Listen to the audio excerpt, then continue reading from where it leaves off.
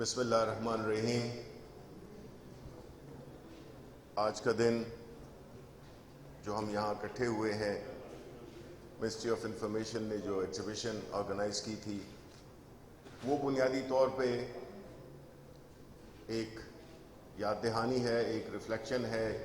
یہ وہ یادداشتیں ہیں جو کہ ہمیں یہ بتانا چاہتی ہیں کہ یہ ملک کس مقصد کے لیے حاصل کیا گیا تھا، اس کے لیے کس کس نے قربانیاں دیں، کیا وہ مقصد تھا جسے لے کر قائد اعظم اور اس وقت کی لیڈرشپ ایک پورے یقین کے ساتھ، اعتماد کے ساتھ، کلیئرٹی کے ساتھ ایک ایسے سفر، ایک ایسی منزل کا تعین کیا جس کا مقصد ایک ایسا ملک تشکیل دینا، ایک ایسا معاشرہ تشکیل دینا جس میں کہ قانون، آئین اور انصاف کی بالادستی ہو، اور اس مقصد کے لیے جو قربانیاں دی گئیں ان کی تاریخ میں مثال نہیں ملتی۔ یہ ملک ہم نے بڑی قربانیوں کے بعد حاصل کیا ہے۔ اس ملک کے لیے افواج پاکستان، پولیس، آل سول ادارے جنہوں نے کہ اس ملک کو بچانے کے لیے اور اس میں ایک نظم و ضبط قائم رکھنے کے لیے بڑی قربانیاں دی ہیں۔ ظاہر ہے کہ اس میں خواتین کا جو کردار تھا وہ بھی، اس کی بھی مثال بہت کم ملتی ہے۔ لیکن ہم نے آج دیکھنا یہ ہوگا کہ اس قسم کے جو دن ہوتے ہیں ان کا مقصد کیا ہوتا ہے۔ اس کا مقصد ایک تو یہ ہے کہ اپنی جو تاریخ ہے، اس کا جو سفر رہا ہے، اس کی بنیادی مقاصد کو دیکھا جائے کہ یہ کن مقاصد کے لیے بنا تھا اور آج ہم کدھر کھڑے ہیں۔ تو یہ وہ دن ہے جس میں کہ ہم نے یہ اس بات کی جائزہ لینا ہے، اپنے اس عزم کو دہرانا ہے جس کے لیے یہ ملک بنا تھا۔ یہ ملک جیسے کہ میں نے کہا جس میں کہ آئین، قانون اور انصاف کی بالادستی ہو. ایک ایسا ملک نہ ہو، ایک ایسا معاشرہ نہ ہو جس میں کہ اشرافیہ کے لوگ اپنے غیر قانونی غلط طریقے سے بنائی ہوئی دولت کے دفاع کے لیے جب انہیں قانون کے سامنے پیش کیا جائے تو وہ جتھے لے کر اور ان اداروں کے سامنے جا کے ان پہ پریشر ڈالیں اور قانون کا مذاق اڑائیں. یہ جو روش ہے یہ ایک روز میں نہیں ہوئی. یہ وہ طبقہ ہے جس نے کہ بنیادی جو پاکستان بننے کے اغراض و مقاصد تھے اس کو فلاؤٹ کیا ہے، اس کی دھجیاں اڑائی ہیں. یہ پاکستان کسی ایک خاندان، چاہے وہ سیاسی ہو یا وہ دولت کی بنیاد پر، یہ اس کے لیے نہیں بنا تھا. یہ ملک پاکستان بنا تھا پاکستان کے عوام کے لیے، ایک ایسا معاشرہ جس میں کہ سب کے لیے اکنامک اپرچونٹیز ہوں، جس میں کہ ہر ایک کو انصاف مل سکے.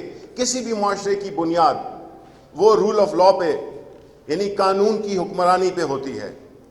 اگر یہ بنیاد نہ ہو وہ معاشرہ ترقی کر ہی نہیں سکتا.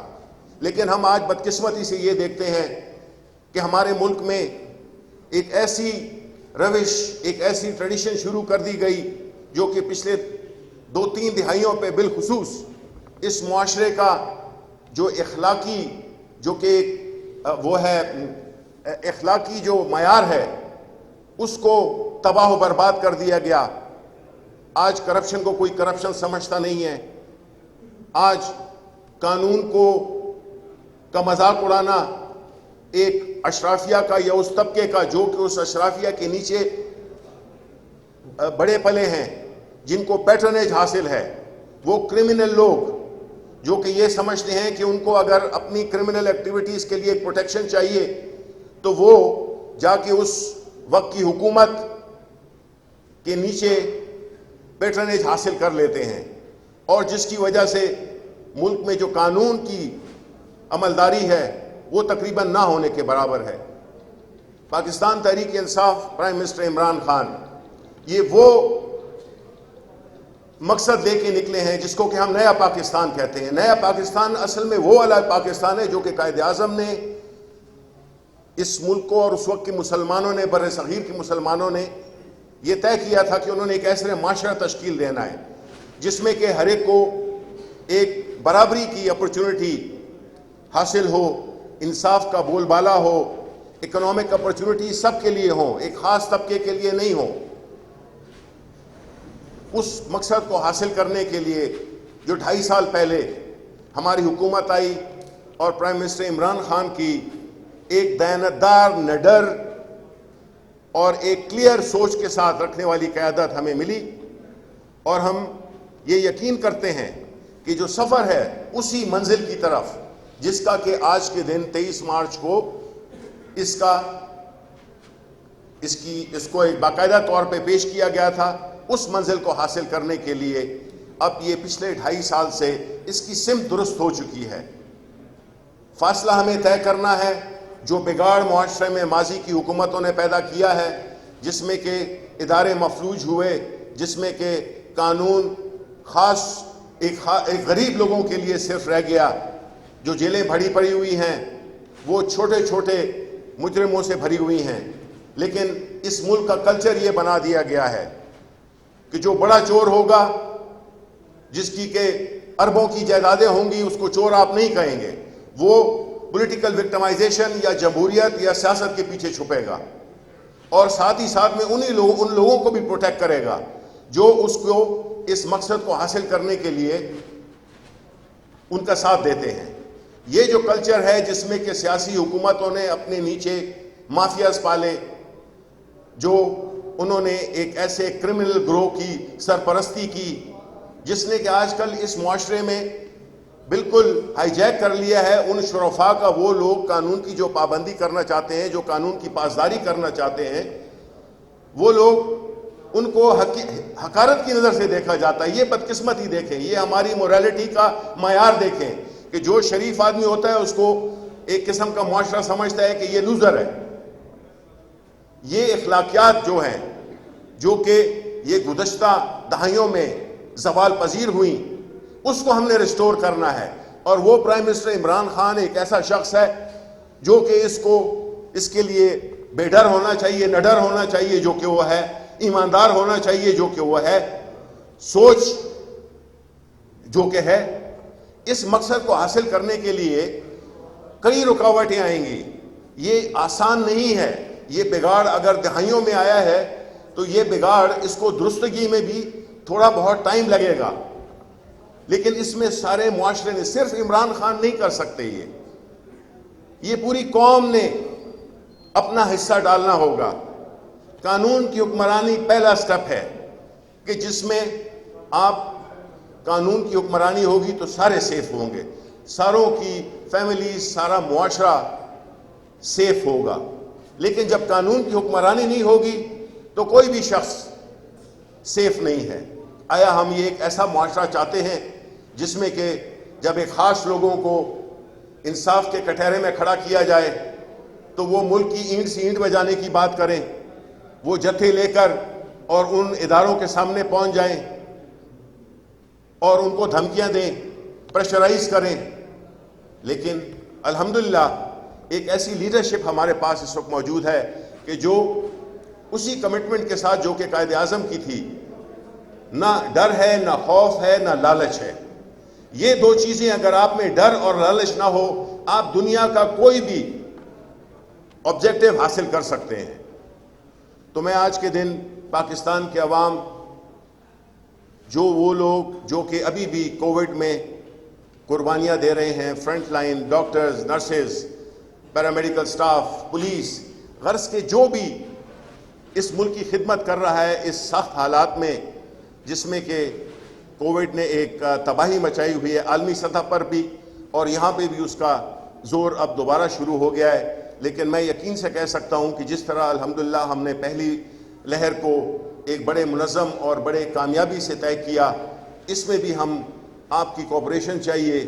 آپ نے, جس میں نے یہ کہا کہ جب تنظیم اور وہ ہوگی, نظم و ضبط ہوگا, تو بڑی سے بڑی مشکلات بھی جو ہے تو وہ آسانی سے طے ہو سکتی ہیں.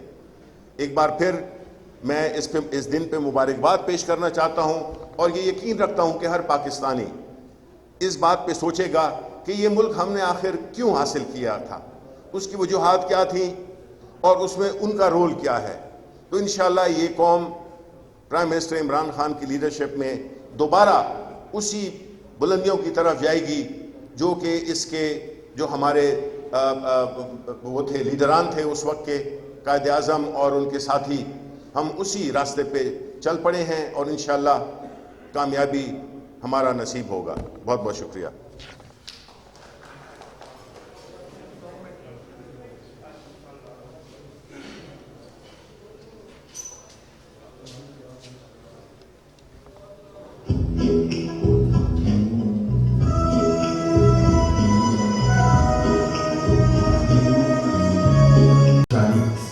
ایک تاریخ ساز دن تھا جب منٹو پارک لاہور میں بر صغیر کے گوشے گوشے سے اکٹھے ہو کر مسلمان عمائدین نے ایک قرارداد کے ذریعے الگ وطن مملکت پاکستان کے قیام کا عہد کیا اور قائد اعظم محمد علی جناح کی قیادت میں ایک عظیم اسلامی مملکت پاکستان کے لیے جد و جہد کا آغاز کیا اور صرف 7 برس میں ہی قیام پاکستان کا خواب پورا ہوا.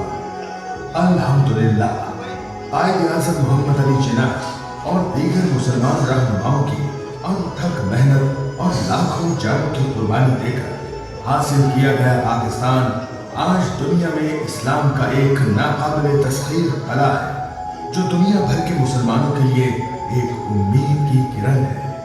ہندوتوا کے جنوبی بھارت کے ایجنڈے کے جو خدوخال آج نمایاں ہو رہے ہیں انہیں بانی پاکستان قائد اعظم محمد علی جناح نے آج سے 5 صدی قبل ہی بھانپ لیا تھا. آج شہری پابندیاں پورے ہندوستان میں مسلمانوں کو نشانہ بنا رہی ہیں. مقبوضہ کشمیر میں بسنے والے مسلمانوں کے حقوق معطل کر دیے جاتے ہیں. उनकी शनाख्त छीन ली जाती है। कायद आज़म मोहम्मद अली जिन्नाह के ये अल्फाज आज हर्फ बहर्फ सच साबित हो रहे हैं कि जो मुसलमान आज हिंदुओं की बातों में आकर पाकिस्तान की मुखालफत कर रहे हैं, वो सारी जिंदगी भारत से वफादारी का यकीन दिलाते रहेंगे। क़याम पाकिस्तान के फौरन बाद ही दुश्मन कुव्वतें इसकी सलामती के बरपा हुए और पाकिस्तान को 1948, 1965, 1971 और कारगिल की जंगों का सामना करना पड़ा। आज दुनिया की छठी और उम्मत मुस्लिमा की पहली एटमी ताकत के तौर पर पाकिस्तान अक़वाम आलम में एक बावकार मकाम रखता है, जिसमें साइंस और टेक्नोलॉजी, दिफाई साजो सामान, JF-17 थंडर तैयारा, अल-खालिद टैंक,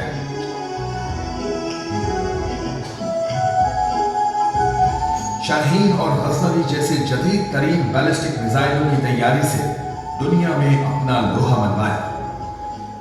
दुनिया की मुनज़्ज़म तरीन और पेशावराना महारत की हामिल मुसल्लह अफ़वाज हमारी काबिल फ़ख्र तारीख का तुर्रा इम्तियाज़ है। दो नीम इनकी ठोकर से सहराव दरिया, ये है बलबला हमारे जरी जवानों और आसमां की बुलंदियों को चीरते हुए शाहीनों का।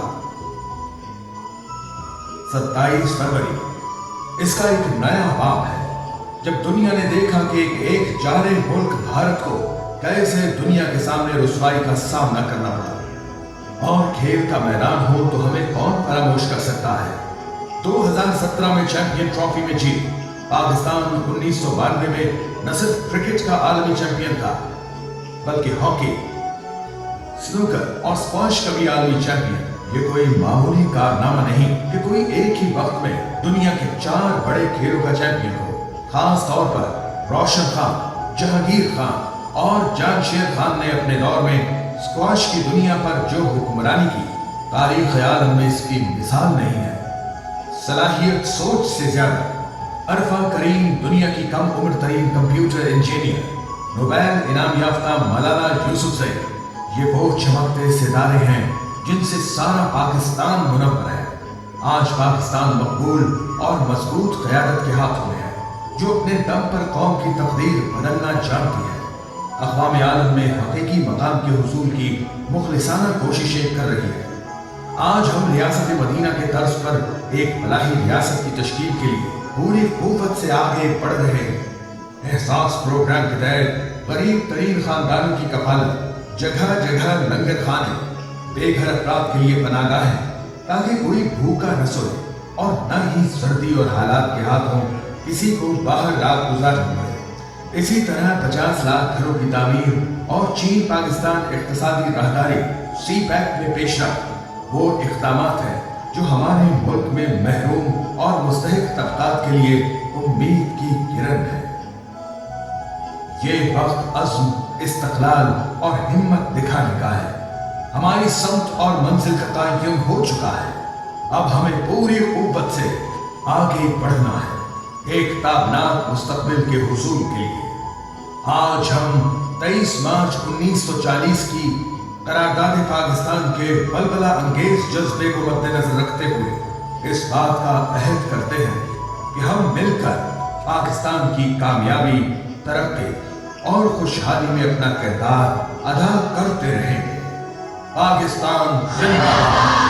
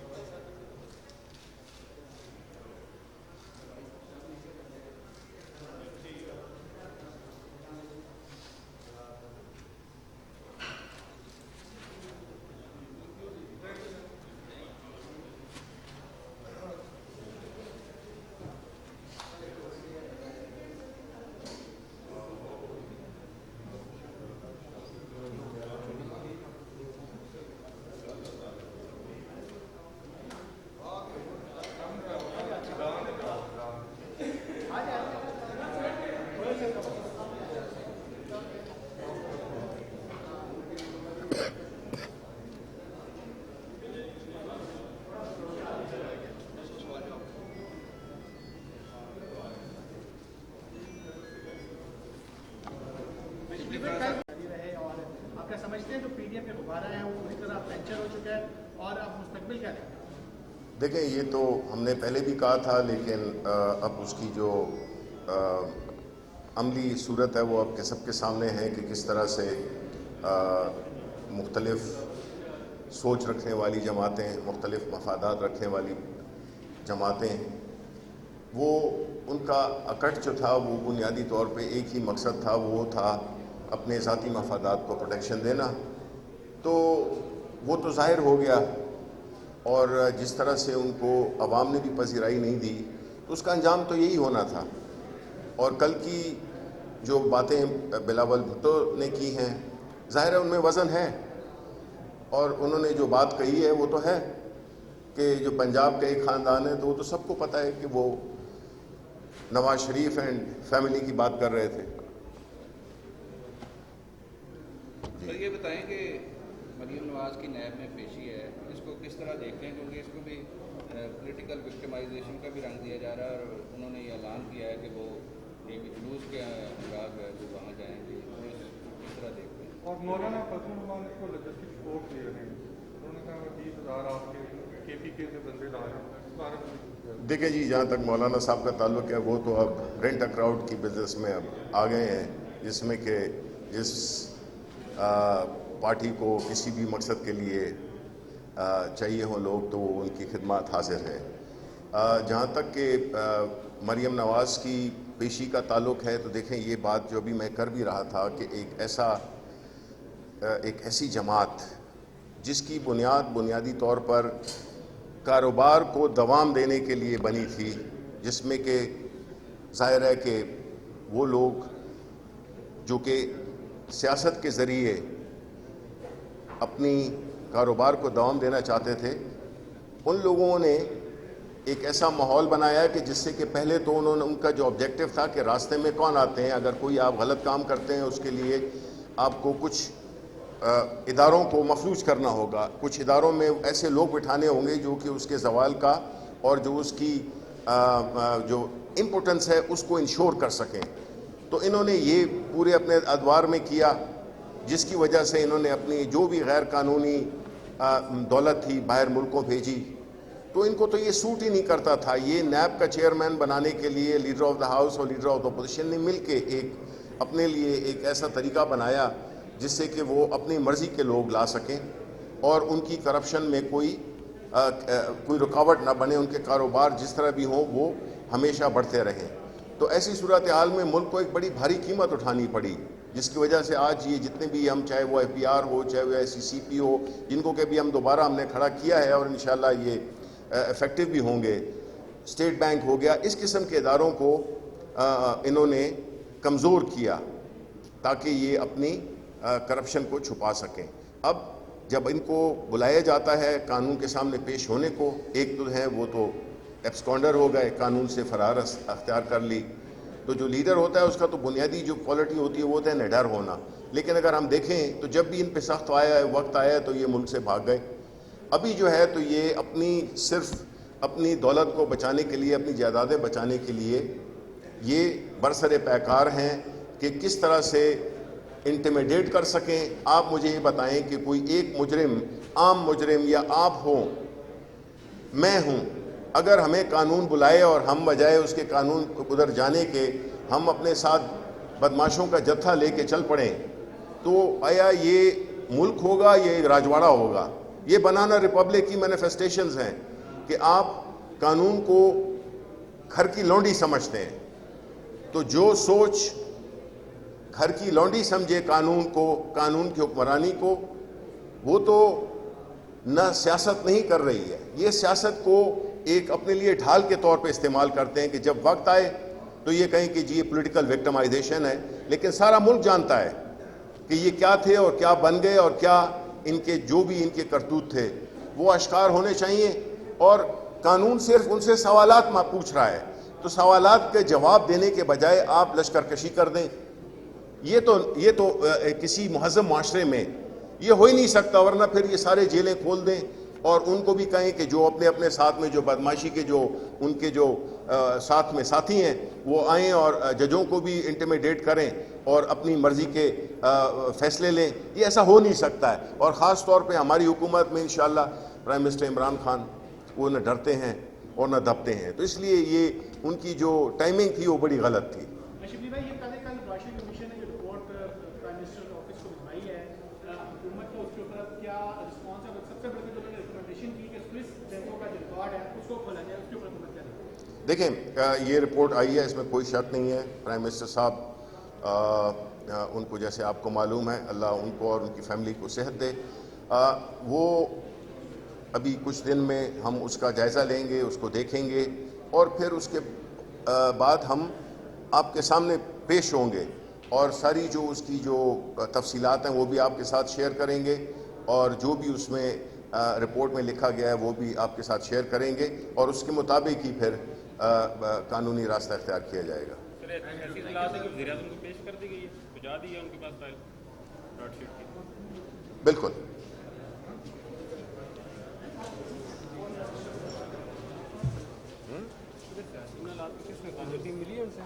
نہیں یار، یہ تو نہیں ہے کہ آپ بالکل ہو جاتے ہیں، چیزیں پہنچاتے ہیں ایک پاس ٹائم کے بعد. اب اس طرح اخبار بھی